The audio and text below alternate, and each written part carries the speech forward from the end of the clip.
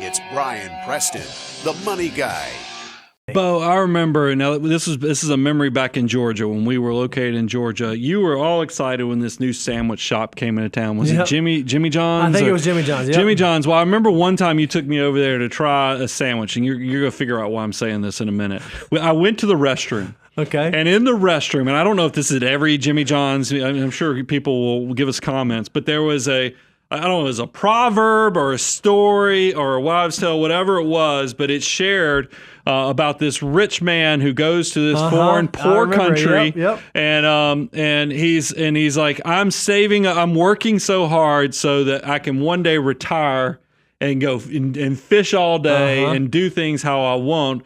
Meanwhile, the poor fisherman in this far off land basically said, that's my everyday life. I fish, I hang out with my family. I hang out with my family and friends, my neighbors. I have everything that you were trying to build wealth for. There is something just incredibly impactful when you hear that story. It's like maybe priorities of stuff needs to be recalibrated with experiences, memories, relationships. There's a lot of value in that. Let's I think, I always bring things back to the origin story, Bo, and I kind of close out the show today. One of the big inspirations in my life was The Millionaire Next Door. Dr. Thomas Stanley is the reason we have it on set. That's a signed version, by the way. I had the fortune to get a copy of that before Dr. Stanley unfortunately passed away. But it is one of those things I always say we ought to close out because there's so much knowledge that can come from just understanding the 7 factors of wealth. Yeah, there are 7 things that he said were common traits or commonalities amongst the millionaires that he studied. Number 1, they live below their means. They figured out deferred gratification. That's discipline. Number 2, they allocate their time, energy, and money efficiently. They're not wasteful. Number 3, financial independence is more important than displaying high social status. They're not trying to keep up with the Joneses. They're not comparing themselves to others.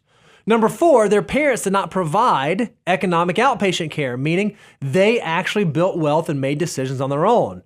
Number 5, their adult children are economically self-sufficient, meaning they trained up kids who did not have to depend on them for their well-being.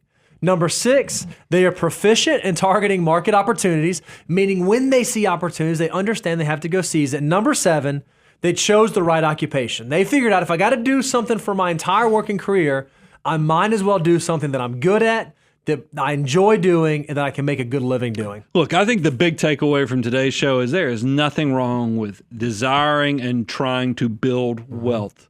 But you better make sure you spend some time and some effort on the why. What am I actually doing? Where am I trying to go to? We always hear, what is it? The 7 habits of highly effective people is begin with the end in mind. If you're not thinking about what that end is, what the why is, why you're waking up in the morning, I think you are losing, you're basically lost the plot. You don't even know why you're working, what's giving you purpose. And that's why you got some homework. And that's why I love that we get to create content and share with you guys all the things you ought to be considering on this wealth journey. That's why we talk about the abundance cycle, Bo. And let me tell you how this hits you.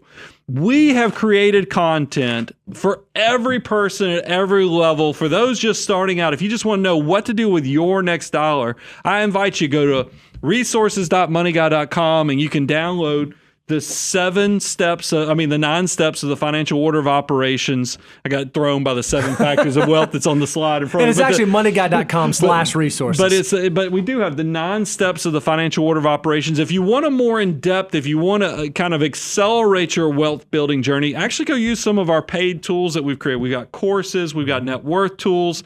You can go to learn.moneyguy.com and you can accelerate your wealth there. And then, of course, the last step, if you want to take the relationship to the next level, we have maybe stirred something up inside of you and you say, hey, these guys, I can tell they're not only good technically from an analytical standpoint, these guys understand the value of purpose and the value of knowing where you're going with your money and the why factor. Maybe I want to take the relationship to the next level because I'd love to have somebody kind of curate that discussion with my loved ones as well. Then that is the graduation point of the abundance cycle. And we do work with clients all across the country.